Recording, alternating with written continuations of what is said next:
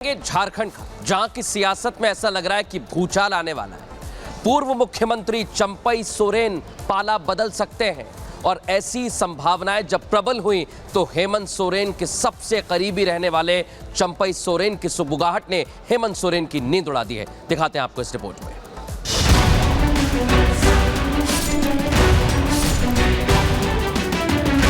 क्या झारखंड की सियासत में बहुत बड़ा खेला होने वाला है? क्या विधानसभा चुनाव से पहले बड़ा सियासी उलटफेर होने वाला है? इन्हीं सवालों पर विराम लगाने के लिए जोड़ तोड़ वाला खेल शुरू हो गया है।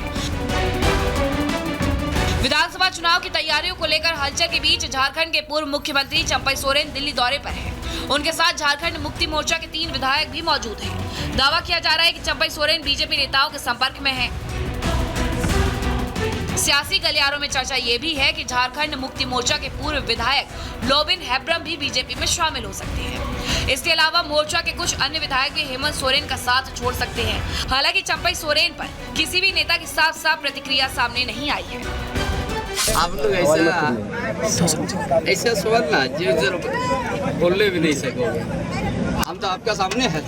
चंपई सोरेन के बीजेपी में शामिल होने की अटकलों के बीच झारखंड बीजेपी के प्रभारी हिमंता बिस्वा शर्मा ने चंपई सोरेन को बड़ा नेता बताया है। चंपई पर बीजेपी के नरम रवैये के पीछे की वजह क्या है, ये तो अब तक साफ नहीं हो सका, लेकिन राजनीतिक गलियारों में चर्चा है कि चंपई सोरेन पाला बदलने वाले हैं। चंपई जी झारखंड आंदोलन का एक बहुत बड़ा नेता है। झारखंड मुक्ति मोर्चा में हेमंत सोरेन से भी उनका अधिकार ज़्यादा है, इसलिए वो शिबू सोरेन जी का साथ एक साथ लड़ा था। मैं तो ये चाहता हूँ कि चंपई सोरेन जी का उनका जो व्यक्तित्व है, हमें ये सब क्वेश्चन करके उनका व्यक्तित्व को हम निश्चय नहीं करना चाहिए। कोई राजनीति में कोई व्यक्ति को हम छोड़ देना चाहिए कि भाई उनका ऊपर हम टिप्पणी नहीं करूंगा। जो रास्ता है वो रास्ता खुद लेने का वो समर्थ है, हमारा कोई समर्थन इसको नहीं चाहिए। प्रधानमंत्री मोदी के विकास कार्यों के दम पर बीजेपी का जोश हाई है। पिछले लोकसभा चुनाव में बीजेपी का प्रदर्शन भी शानदार था। हालांकि इस बार इंडी गठबंधन चुनौती देने के लिए तैयार है। झारखंड में विधानसभा की 81 सीटें हैं। अगर 2019 में हुए विधानसभा चुनाव के नतीजों की बात करें तो बीजेपी को 25 सीटों पर जीत मिली थी, जबकि हेमंत सोरेन की पार्टी जेएमएम को 30 सीटें मिली थी। वही कांग्रेस 16 सीटों पर जीत हासिल करने में कामयाब रही थी। अन्य के खाते में 10 सीटें गई थी। अगले कुछ महीनों में झारखंड में विधानसभा चुनाव होने हैं। ऐसे में चंपई सोरेन अगर पार्टी का दामन छोड़ते हैं तो जेएमएम के लिए ये बड़ा झटका होगा, क्योंकि चंपई सोरेन की पार्टी के नेताओं के बीच अच्छी पकड़ मानी जाती है। मतलब साफ है, चंपई सोरेन अगर पाला बदलते हैं तो झारखंड की सियासत में भूचाल आना तय है। Bureau report, Republic Bharat.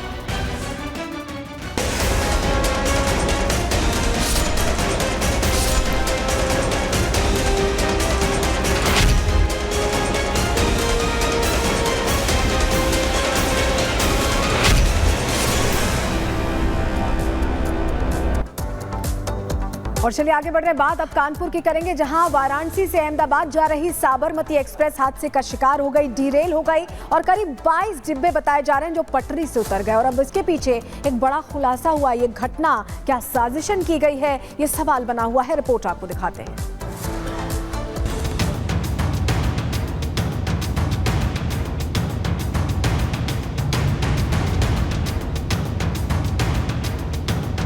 देश में जो रेल हादसे हो रहे हैं वो इत्तेफाकन हो रहे हैं या साजिश के तहत कराए जा रहे हैं, इसे लेकर अब एक नई बहस छिड़ गई है। ऐसा हम इसलिए कह रहे हैं क्योंकि कानपुर में रेल हादसे को लेकर साजिश की थ्योरी सामने आ रही है। साबरमती एक्सप्रेस के ड्राइवर का दावा है कि जब ट्रेन बेपटरी हुई तो उसे किसी संदिग्ध चीज से टकराने की आवाज सुनाई दी, यानी ट्रेन की पटरी पर पहले से कोई संदिग्ध वस्तु रखी हुई थी, जिसकी वजह से ट्रेन डिरेल हुई। कानपुर साबरमती ट्रेन के डिरेल होने का मामला, दरअसल आपको बता दें, यही वो ब्लंट ऑब्जेक्ट है जो सामने आना था, जिसके बाद से ही तकरीबन 22 जो कोचेस थे वो डिरेल हुए थे। साफ तौर पर आपको दिखा दें, यहाँ पर भारी पुलिस बल तैनात कर दिया गया, चूँकि एक जांच का विषय है कि किस तरह से ये जो ऑब्जेक्ट था ये आता है। तकरीबन 2:30 का ये हादसा है, जिस वक्त इस तरह के ऑब्जेक्ट जो ट्रैक है उस पर आने के बाद जो ट्रेन के कोचेस थे वो डिरेल हो जाते हैं। फ़िलहाल ये पूरा मामला जांच का विषय, चूँकि आईबी और उत्तर प्रदेश पुलिस को इस पूरे मामले की जांच दे दी गई है। चूँकि क्या एक एंगल ये भी जांच का है कि क्या किसी शरारती तत्व ने इस तरह की शरारत करी है या कोई एक साजिश है इस तरह के बड़े हादसे को अंजाम देने की, जिसके चलते अब जो आईबी की टीम्स है वो भी कानपुर पहुंच चुकी हैं और खुद यहां पर जो उत्तर प्रदेश की पुलिस है वो इस पूरे मामले की जांच करी। कानपुर रेल हादसे को लेकर रेल मंत्री अश्वनी वैष्णव ने साजिश की तरफ ही इशारा किया है। रेल मंत्री ने इस हादसे की आईबी और यूपी पुलिस से जांच कराने की बात कही है। रेल मंत्री ने ट्वीट कर लिखा कि साबरमती एक्सप्रेस का इंजन आज सुबह 2:35 पर कानपुर के पास ट्रैक पर रखी किसी वस्तु से टकराया और पटरी से उतर गया। तीखे प्रहार के निशान पाए गए हैं, साक्ष्य सुरक्षित रखे गए हैं।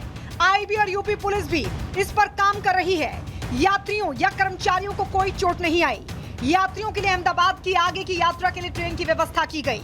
रेल मंत्री के ट्वीट से साफ है कि इस घटना के पीछे बड़ी साजिश है। कानपुर के रेल हादसे में किसी भी यात्री के हताहत होने की खबर नहीं है। आपको बता दें, कानपुर भीमसेन खंड में गोविंदपुरी स्टेशन के पास साबरमती एक्सप्रेस के 22 डिब्बे पटरी से उतर गए। हादसे के बाद घटनास्थल पर रेलवे, पुलिस और अग्निशमन विभाग के अधिकारी पहुंच गए। रेलवे लाइन पर ट्रेन बेपटरी होने से झांसी रूट बाधित हो गया। दुर्घटनाग्रस्त ट्रेन के सभी यात्रियों को बसों के जरिए दूसरे रेलवे स्टेशन पर भेजा गया है। नॉर्थ सेंट्रल रेलवे के जीएम उपेंद्र चंद्र जोशी ने कहा, यात्रियों को बस और ट्रेन के माध्यम से कानपुर वापस ले जाया गया, जहां उनके गंतव्य तक ले जाने के लिए कानपुर में एक और ट्रेन तैयार की गई है। और इसमें लोको पायलट से हमें पता चला कि कोई फॉरेन ऑब्जेक्ट्स टकराई है और टकराते ही फिर लोको पायलट ने इस ट्रेन को रोका है और ये दुर्घटना हुई है। इनफैक्ट इसमें जो हमारा एक कैटल गार्ड होता है उसमें भी डैमेज है। उस देखने से लग रहा है कि कोई चीज़ बाहर से इसमें हिट की है। कानपुर रेल हादसे को लेकर जो जानकारी सामने आई है उससे आम और खास सभी हैरान हैं। अब सवाल ये है कि आखिर कौन है जो ट्रेन हादसों की साजिश रच रहा है? आखिर कौन है जो ट्रेन में बैठे मासूमों की जान का दुश्मन है? आखिर कौन है जो ऐसे रेल हादसों के जरिए रेलवे समेत सरकार की छवि को खराब करना चाहता है? इन सारे सवालों के जवाब अब आईबी और यूपी पुलिस की जांच के बाद मिलने की उम्मीद जताई जा रही है। Bureau report, Republic Bharat.